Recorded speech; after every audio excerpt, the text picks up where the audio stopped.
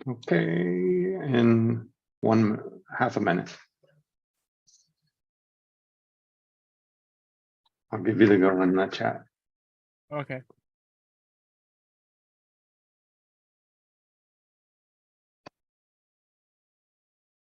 Good. Welcome, welcome, welcome.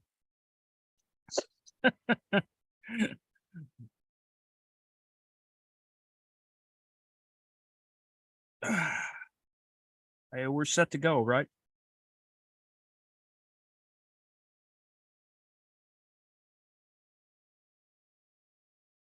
All righty, 6 o'clock, sort of.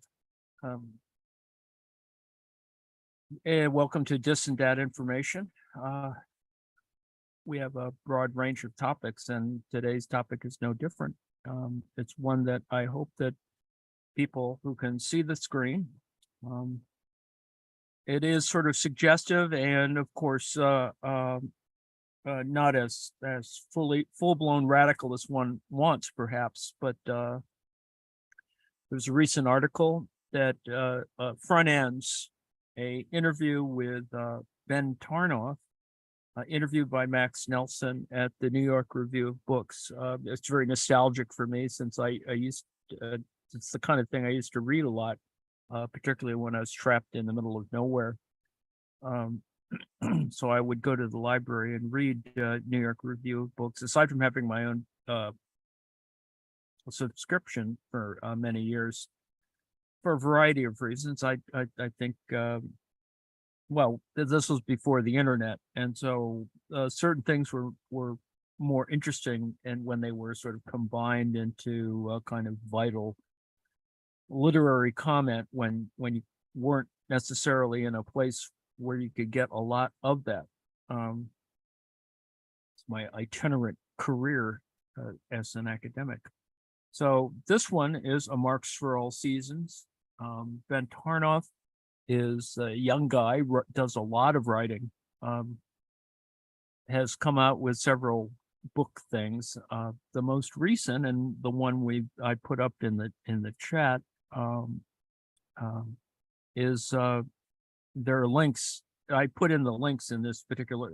I did actually pirate most of the article, but it isn't the article itself. In other words, if you go to New York Review of Books, there could be for that kind of access to it. The article is less important in that sense that it is a pointer to Ben Tarnoff's book on Internet for the People. That's a recent book and worth reading. It is a popularizing piece, much like most of Tarnoff's work. But I think what's important, of course, is that what I do here, what those little thingies that I'm concerned with, they're of course useful for the kind of research I'm doing, and have technical import, but but I also want the stuff that I do to be accessible, and I think it is I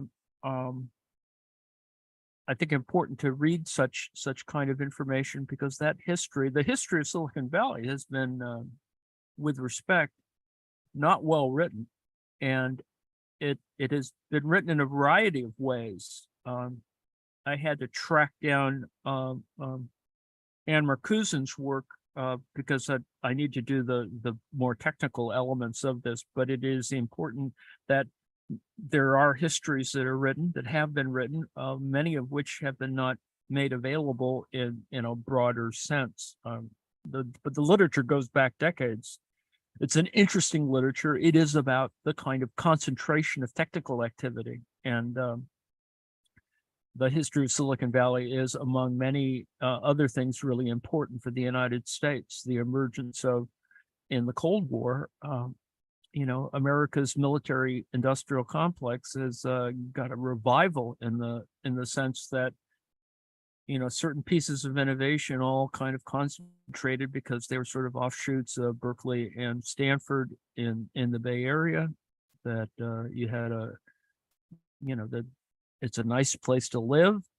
It has all the usual elements, that is, problematic rents and property values and all sorts of other matters. And I think it's important to consider that those kinds of histories, some of which are not necessarily about high tech, but things that we consider now very low tech, or things that were very elemental, that is, transistors, etc. It's a very rich history, one that needs to be explicated in a much more direct and deep way. I think that because our own sense of technology is not as immediate as our sense of our cell phones, is pretty much about the SIM cards, and not really about trying to think about how actually the thing works. The people who are young many don't have that sense of how very basic the technology is or was, and it has its roots in a variety of other peripheral activities. So, for example, the early phone freak movement, that is, the people who, because making a phone call was a voice call was really actually quite expensive. People in Silicon Valley specifically worked out ways to get around that system, partially because there were people who worked in the phone industry, had some knowledge of how to do this and how to do the tone pairs to subvert the telephone system to be able to make free calls. But the reality, of course, is that it wasn't so much about the phone itself, the voice calls, that is, but it was more about working through the electronics of it. So the entire growth of an electronics industry in the United States, the kind of innovation that we associate with democracy and freedom, is been, of course, misinterpreted relative to the kind of venture capitalist libertarianism that does sort of proliferate through such areas, and which, of course, from a Marxist point of view, is incredibly problematic. Relative to cryptocurrency, theft, corruption, all of those darn things. So trying to make it simple is sort of difficult on the one hand, but I want to assure you that it's an incredibly rich, interesting technical history, particularly since most of us are engaged with some kind of technology at a fairly high level. And is shocking that we have so much, for example, computing power available to us in our smartphones, for example. But of course, there have been always problems in this history, and recalling that our the history is incredibly problematic and worth working through, because there are some very massive mistakes meant in the entire process. We can have that discussion further on, but it's important, I think, relative to a much larger set of political changes. And in future, things we'll talk about that. All right, so September 21st is not quite upon us, but there is an issue of the New York Review of Books that's coming out in its physical form, I suppose. It's available in electronic form. It's referred to in short as the New York Review, NYR. There's links there available. Two recent books on the history of Silicon Valley I think are kind of useful, because they represent a certain way of talking about the labor force that is current for us. That is the current strikes about media, both the production of media and that affect our consumption of media. Very few people have seen a live late night television program because of the darn strike, and we miss that. This group itself is kind of a product of that culture, an interesting part of that culture that has been made more problematic, of course, by in other instances. For example, Bill Maher is going back on the air, and he has no dispensation from the Writers Guild or SAG-AFTRA. And so interesting to be a rebel in that context, but it's not really a rebel. He's being a scab, essentially, not to be too horribly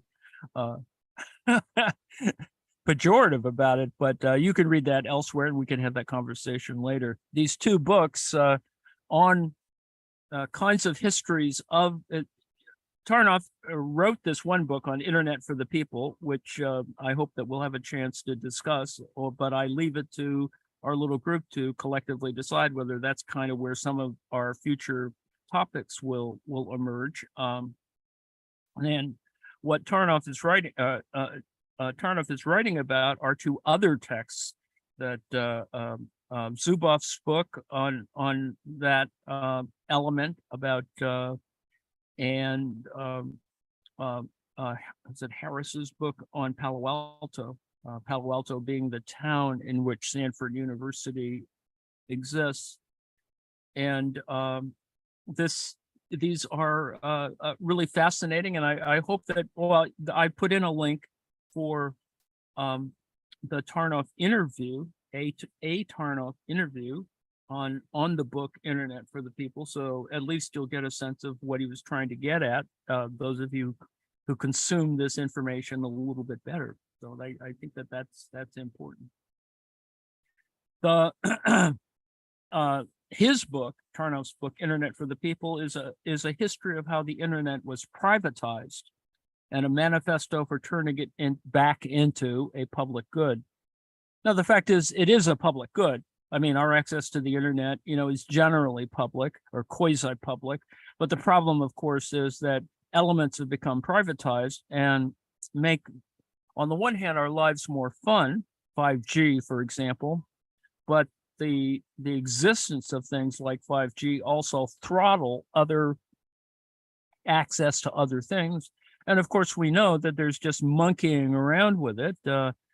Elon Musk and the availability of network and the internet to the soldiers of Ukraine is probably one key immediate example that comes to mind. But this argument goes much farther back, and that affect broad communities. For example, in the EU, or more specifically Germany, Scientology had a beef with the Germans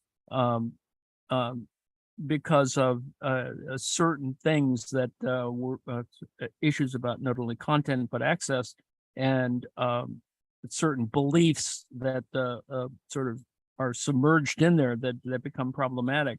This is part of the lore or the history of the internet that still has yet to be written in an interesting form.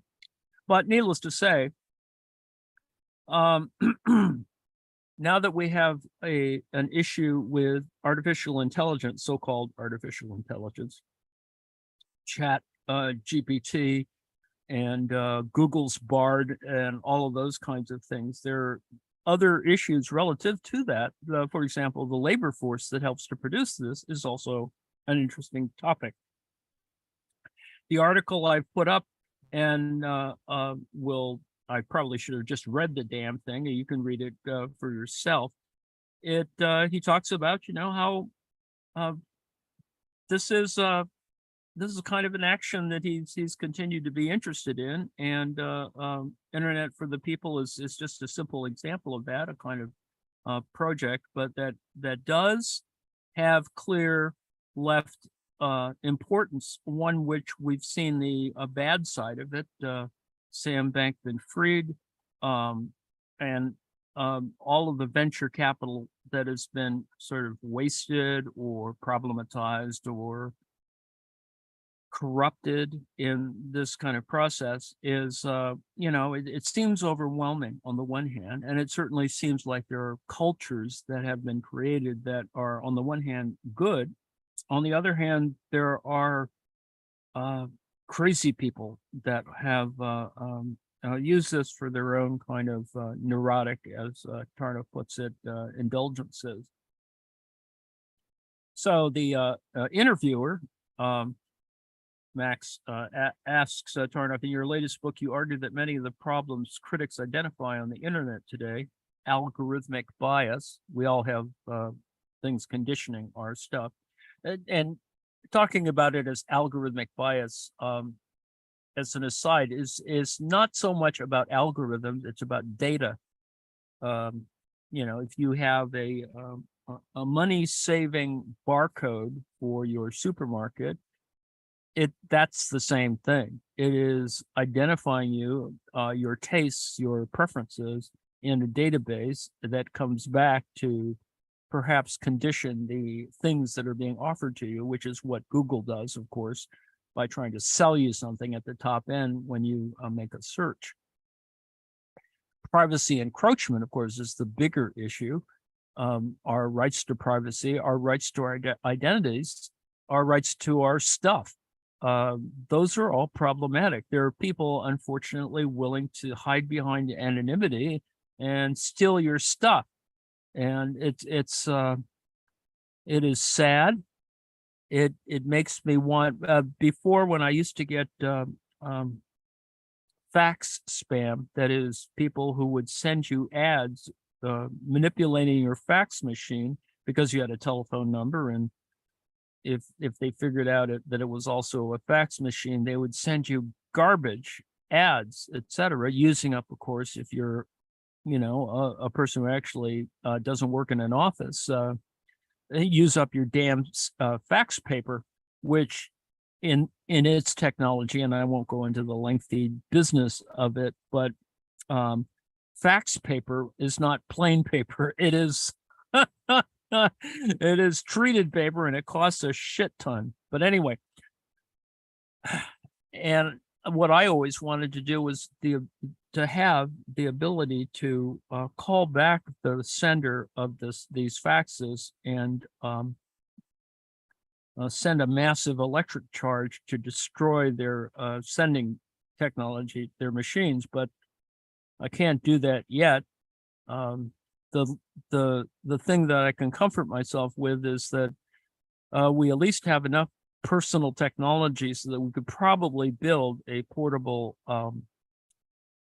microwave dish so that people who, and they don't do it anymore, thank God, our technology has moved beyond that, but people who would play their boom boxes on buses, I would so dearly like to destroy those boom boxes with a directed energy charge, but that's just my thing. Anyway, digital redlining, and all that can be traced back to the moment in the 1990s when government policymakers decided to turn the internet over to private corporations. Remember, the internet was a public facility shared among and for defense purposes, shared among major universities who were part of the military-industrial complex to communicate better to one another. The dominant analogy of the internet as a superhighway, an information superhighway, is a good one, considering that the internet highway system is in the United States under post-war economy was meant as a matter of funding by federal government for national defense, because if those bad guys, those commies in the Soviet Union decided to invade our country, highly unlikely, but the fact of the matter is we would need sort of de facto ad hoc airstrips that were straight and flat, and for our airplanes, that we would need to get stuff to other places logically, unless you think that that's unimportant. The Autobahn was not designed for commuter traffic or for the people's car, which never really got built during the time it was supposed to be the people's car, the Volkswagen. It was designed to move troops logistically quickly, and it was all about military equipment, not about personal transportation. So one needs to really understand a lot of the kind of underlying elements of what we normally refer to as quote unquote infrastructure. Okay, so that's the the most efficient capital accumulation machine in history, and it is. Digital capital is an incredibly interesting problem and worth a whole bunch of lectures, which at least I'm going to do my little contribution to that. Silicon Valley is a creature of public investment, and this, the whole tech industry is, of course, that front end relative to the internet was the product of course, university research facilities needing to have a decentralized network in case the bad guys attacked us and blew up certain portions of our computing capability. The dispersion of our weapons systems is, it is diversified in that particular sense. It's spread out all over the damn place and needed to be connected, of course, if we're going to send missiles back to destroy them. And, it's much easier to imagine a doomsday machine in the Dr. Strangelove context, but the reality is, that's not too far-fetched in many ways. And its description in the movie is not too different than what certain people had in mind relative to national defense and first strike capability. It makes for great media products and allows us to probe that inner fear that we might have of this kind of stuff. For some of us, it was much more real relative to, for example, the Cuban Missile Crisis and a variety of other things, and scares us further when we realize that probably the thing keeping us from nuclear Armageddon in the Cuban Missile Crisis was the fact that, speaking collectively, a Soviet sub equipped with a nuclear torpedo, which would have destroyed a carrier group, a U.S. carrier group running an embargo against Cuban missiles and materiel, Russian material going to Cuba. It was the necessary consent of 3 senior officers to allow the launch of a nuclear torpedo, unless you think that that's unimportant. It's a big deal. And so one guy essentially prevented that particular activity. You can imagine that the image that we see is in the nuclear test. That is when we see the big mushroom cloud. One of those mushroom clouds, of course, is one that is designed to kill things on kill navies, and that's the kind of explosion that would have been seen and would have probably launched World War III. Anyway, so it is a special. In the mid-90s, it was a specialized tool, the internet, and used mainly by researchers. I got an early email address, and it is amazing to me that I would, publish for our organization. Oh, well, if you have a question, send me an email. And very few people had email at that time. I'm that old. But it was certainly a status item, so I was certainly willing to advertise my email address. Anyway, there were many open questions about how precisely to popularize the technology. Unfortunately, the lopsided terms of privatization, which empowered industry to unilaterally determine the future of the internet and retained no role for the public sector that had bankrolled the invention of the technology, ensured that the transition will be guided wholly by commercial imperatives. Everything gets monetized, right? You apply the advertising system that was used on radio and television to the internet. And I don't think it has very good success personally. I hate watching ads in YouTube. That's just me, and sorry, YouTube, but I think there's a better way to do that model, and you're not doing it. You're doing it only in a way that irritates me as a consumer. So anyway, an internet dominated by the profit motive is also an internet that violates our privacy, amplifies right-wing propaganda, and intensifies various kinds of social inequities. Those things are still there, right? The kids who have to go to McDonald's for their Wi-Fi. So this, there is a discussion in here about AI, and I think one of the more interesting elements was that it has gotten burdened with certain ideas or concepts. The problem of cryptocurrency, the issue of AI being, and I think this is controversial, but you need to get a sense that all the internet is very labor intensive. You got to make the devices. The devices themselves have an incredible chain of material built into it, right? Got to go mine lithium for the batteries. It's just, there's incredible amounts of labor, that are required to get you to have this wonderful kind of toy that you have.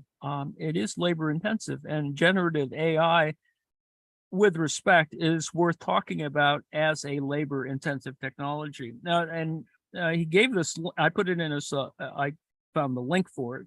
In May of this year, a group of more than 150 Nairobi-based workers who helped to create ChatGPT and who maintain Facebook and TikTok voted to form a union.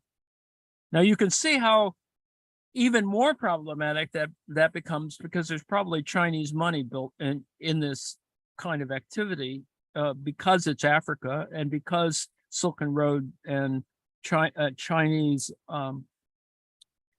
quasi-colonial imperial interests in investing in Africa, in competition, of course, with the rest of the world, but they're doing a pretty good job of it with respect. And you can see how in Nairobi, in certain places in Africa, you can have fairly low-wage workers do pretty high-tech stuff, which is an interesting whole thing. And it's not about, in this case, it's, more about, anyway, let's just say it's not about the usual things that we would associate with Africa, like princes trying to scam you out of money. So regardless, AI tends to be presented in popular discourse as quite abstract, but at root, it's profoundly industrial, and the working conditions of the people turning its cranks can be downright Dickensian. And unless you think that that's not true, the whole business of crazy people like Steve Bannon and gold farming in China are part of that whole business. It's still, we're still back in a kind of feudal relationship between digital workers and people who own digital property. So these two books, Malcolm Harris's Palo Alto and Shoshana Zuboff's Age of Surveillance Capitalism, and yes, I have links. I put in links to them so you can work through this as well.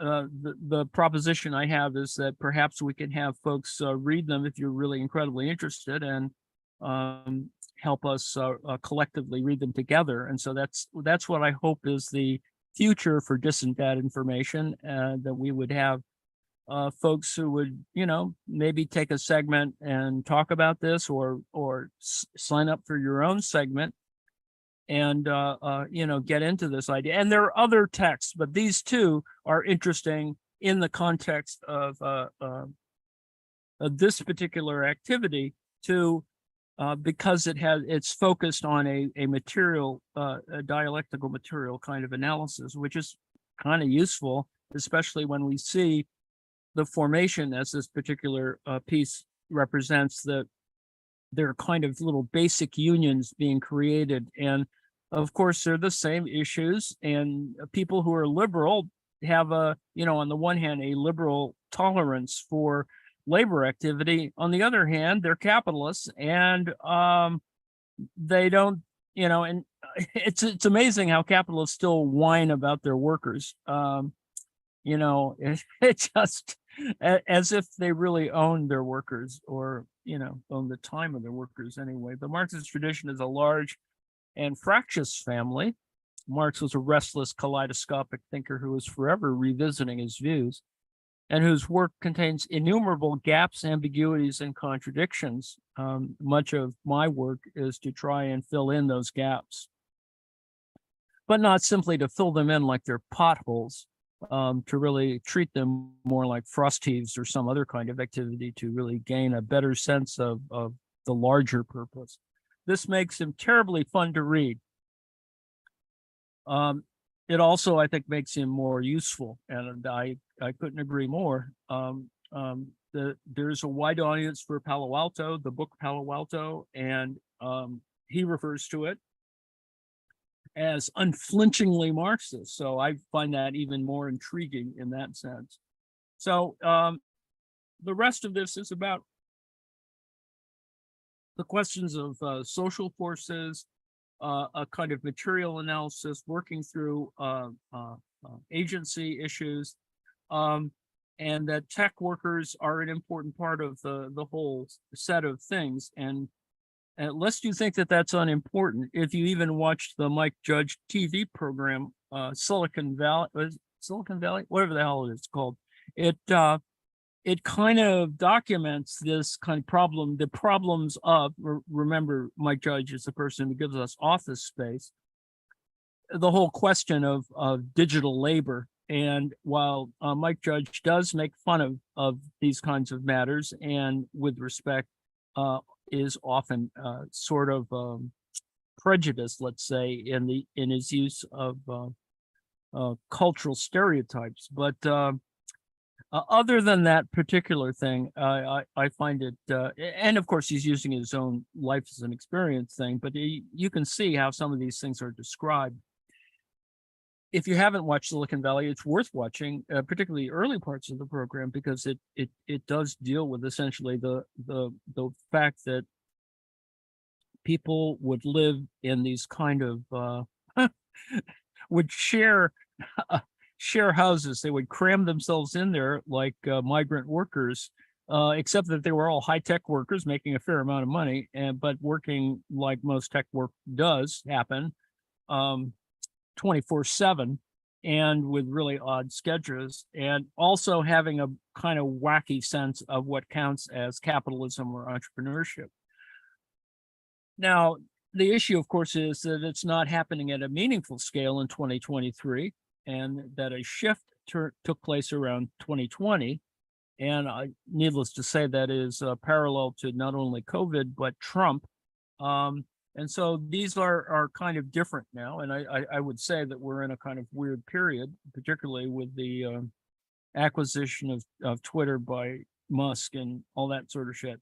But there are ways to unionize this activity and to make it fairer to the workers. I would like to think that the Communication Workers of America, CWA, has finally reached its true purpose relative to actual communication workers as opposed to telephone workers. So these are important elements, and I think that from a historical point of view, 2017 to 2020, there are, and I think he's being a little nostalgic about it on the one hand, but I think that it is important to think about the structure of business and work itself. And as AI has, because it in certain ways is an incredible aid to labor, but it is simply no different than the 19th century and what Marx is talking about, the substitution of advanced labor, like advanced technology, like AI, a technical change that would affect the way in which work is created or executed. And then, of course, I haven't talked at all about the exchange side of this, about the consumption elements that drive this entire thing, that we still base ourselves on obsolescent kind of technology, that we have to keep trading in our devices or renewing our software, which is another whole issue in and of itself. But I think all of these issues are important. To understand this history is important, to suggest to you that perhaps it's time to become more conscious of the histories of these activities and not to see them so much as cultural stereotypes, and that we can get there. So I've yacked far. Oh God, I talked too long again. But please, it's your time to talk.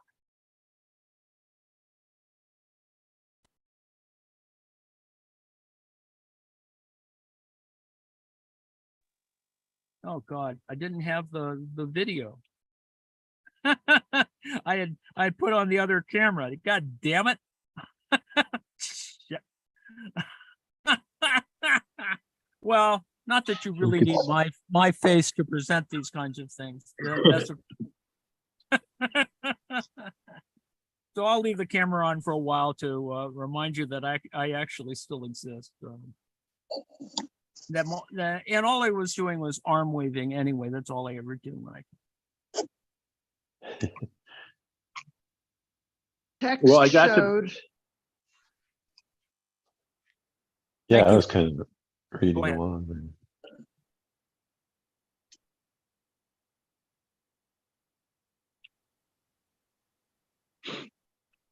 Bludgeoned into silence again. Well, I thought I was interrupting people, so I was waiting. Go ahead.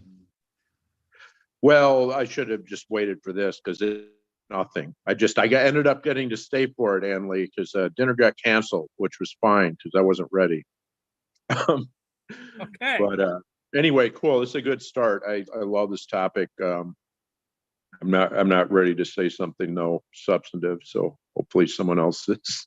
Well, some other time, and I know that you have you actually are have been incredibly helpful to our discourse because you've used GPT, you've screwed around with it to try and get it to do things, often getting yourself into, well, not so much trouble, but you've been testing the limits of it, let's say, which raised interesting questions.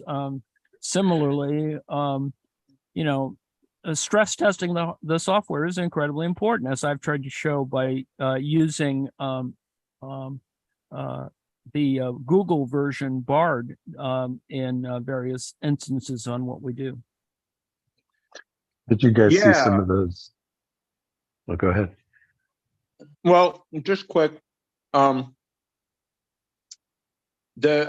also trying to understand how it actually works, like from watching videos where people are describing it.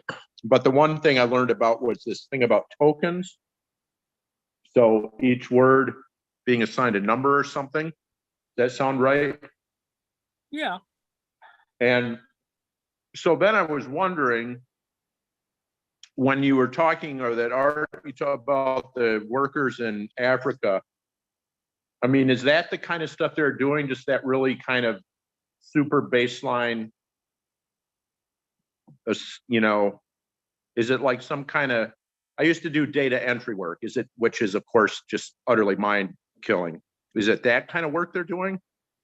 I think that's what they're doing, actually, is not so much the coding, although I'm sure there are people doing the coding, but it is also simply about doing the editing that is necessary to get something like Chat GPT to work. There's my assumption is that massaging the data.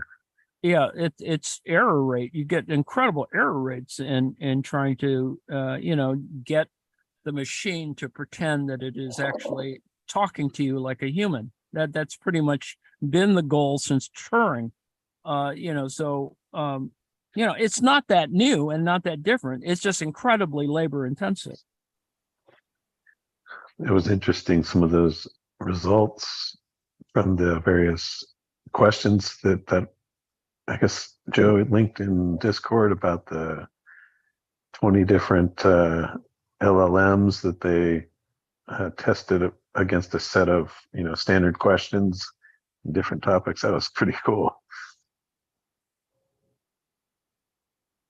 Some of the ones, it was like I was trying to tokenize that string with like the Nike in it, and it was like a serial number or something, and it was supposed to pick things out. Some of them were just total failures,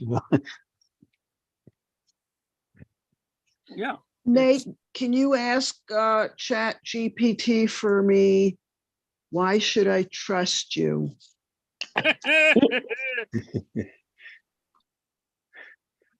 I ran through the free. They only give you so many.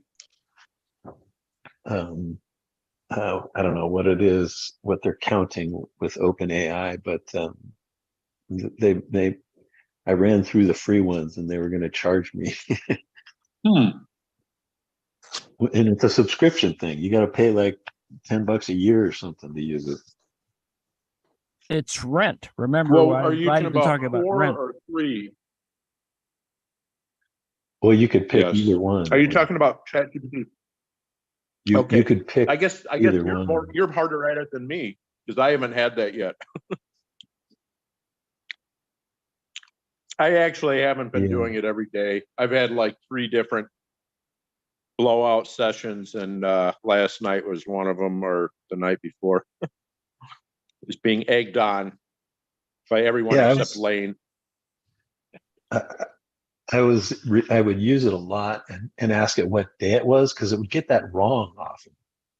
I'd be like, what day is it? And it'd be like on Wednesday, and I'd ask and it'd be like Tuesday.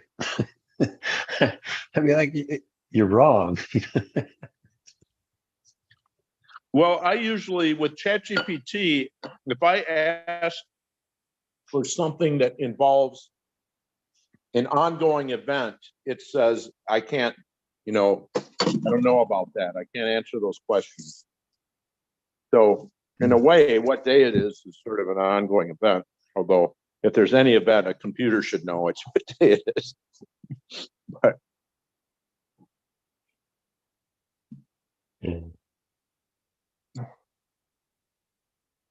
But so you either have already read, Annalee, or maybe heard me read the usage terms last night, the terms of use rather.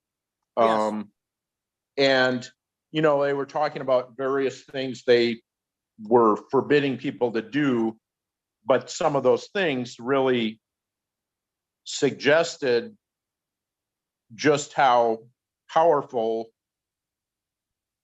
they are thinking that this LLM could be. Scam and spam, needless to say. And I wondered what you thought about some of those. I mean, Well, it's capitalism, right? You need to get people to consume it. And one of the ways you get people to consume it is to offer them what they want, right? It's, we're not quite at the moment of sex, drugs, and rock and roll. Well, maybe we are. But the idea, of course, is that one of the largest industries online is adult services. So that's a whole other thing that AI can actually do for oneself. right. Well, I'm going to call these back up because that's actually not, that wasn't the thing I was thinking of. I know that. I just wanted to give the most extreme version. Oh, well, to me, the most extreme version had something to do with weapons and military stuff. I was like, well, earlier today, Prof. John made actually, I forgot. A few of us were talking about it again earlier, and Prof. John says, well, are you going to ask it which wedding to bomb? Stuff like that.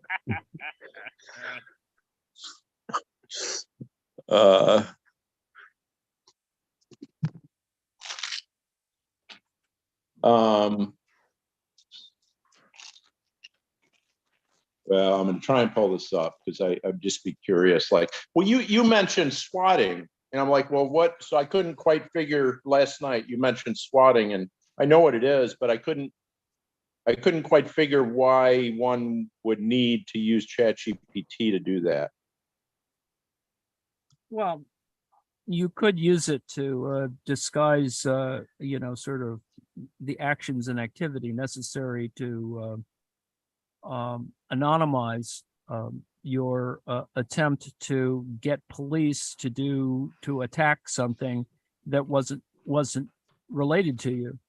Right. Okay. I So recall that I was in one place, but the person I was doing stuff in one particular town, for example, and somebody in a totally different state had decided to SWAT someone, and they managed to do it. Now this is with phones, but you can just see how you could get in a proper context with certain other elements, you could do this kind of terrorism across the globe. That's not state policy, right? I'm talking about, do it yourself drone warfare. Yeah. Now I've heard about, like, you can, what's the software where you can, using some of this LLM stuff where you can generate voice? Well, that's. I mean, is it some of these ones that are open to us? Well, they're not as open relative to people who kind of control the technology, but yeah, pretty much the speech to text, text to speech thing can be mobilized and probably made fairly real. We have enough computing power. It's more accessible, the computing power, in order to do deep fakes, right? Yeah. So you could see that deep fakes could be mobilized in such a way to actually, not simply because we're trying to be funny, but to do actual things like crime or national policy or something else. Because there's a current thing, somebody did an AI of the current political candidates, I think. Not as deep fakes, but they're currently it's their policy positions, but those are available now. I'm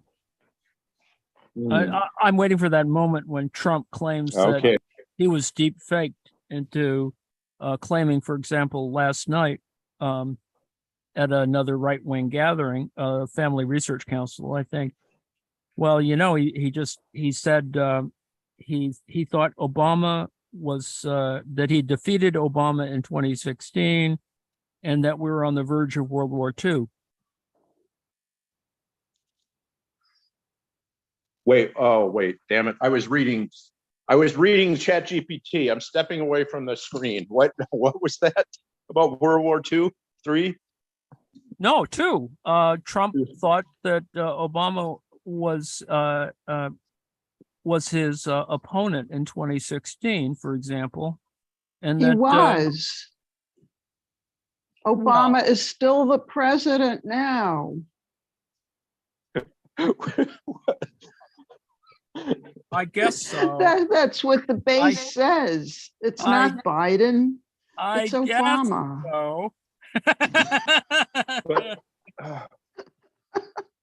But now I've really lost track. Were you saying, though, that they created an AI to represent Trump and Biden, and Trump said this thing about World War II or whatever? No, yeah, you've sort of put them together, but no, Trump was at an actual rally last night where he yacked for an hour, but he did say stupid shit.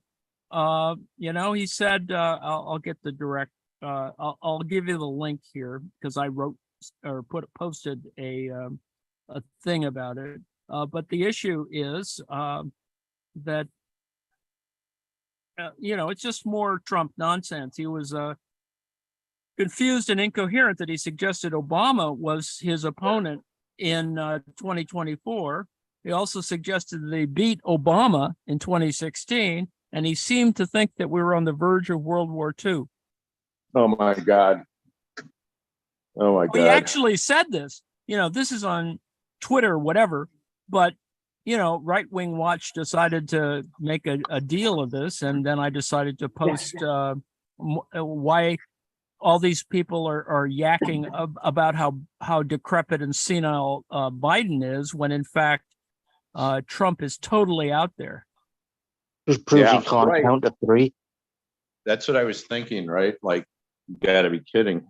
Like, people say that about Biden. What if Biden had said this? But Biden doesn't say this. I mean, it's just different. Well, can I say again something about the previous topic? Oh, sure. Feel free. So I went ahead, Nancy, and decided to go ahead and ask, why should I trust you? Which I expected to just get some pablum, but actually, I'd say it gave a pretty good outline of how to use stuff like this, and generally how to consider sources and critical thinking. I felt like its answer was pretty good. Its first sentence was, you should approach information from any source, including AI models like me, with a healthy degree of skepticism and critical thinking. Trust should be earned through reliability, transparency, and consistency. And then it's like, it gives some reasons you might trust it. But it says stuff like, while I strive to provide accurate and reliable information, I can make mistakes or provide outdated information. OpenAI has made efforts to improve model behavior and reduce biases. I would say all this stuff is going to be used in horrible ways, but if they followed what they're saying here, I'd say it's reasonable. And then they end with, ultimately, trust and information should be based on a combination of factors, including reliability of the source, consistency of information across multiple sources, and your own critical thinking. When I haven't just fucked around with this, I have actually asked some pretty serious questions. And when I got like really interesting information, about stuff I don't know about, some math stuff, some programming stuff, and I didn't view it as fact. I viewed it more as a research tool for where to look. Like, it was helping me, it was giving me a map of what I needed to learn more about. And I wouldn't, at this point, especially since you don't have access to sources for, to see what was its source. I just, when I'm using it in a more serious fashion, I just see it as, okay, this is what I need to learn more about. And, and I certainly wouldn't make any truth claim based on it without verifying it somewhere else. And I know that's how everyone is going to use it.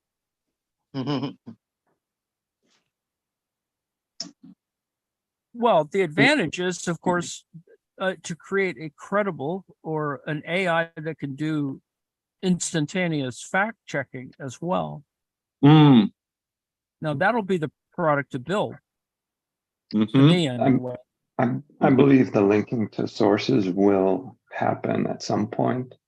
I was at an AI LLM meetup in Oslo here, and one of the companies that presented was dealing with a health monitoring chat client, basically, and they were able to have the person's private medical data analyzed, and then have its own corpus of information that it references in trying to find out the health conditions. And they added references to scientific literature or news articles. And that was one of the key features, is how do we know, if you're dealing with the healthcare product, how do you know that this thing isn't wildly hallucinating? You get that. Well, here's the brand name for that product, right? Second opinion, Yeah.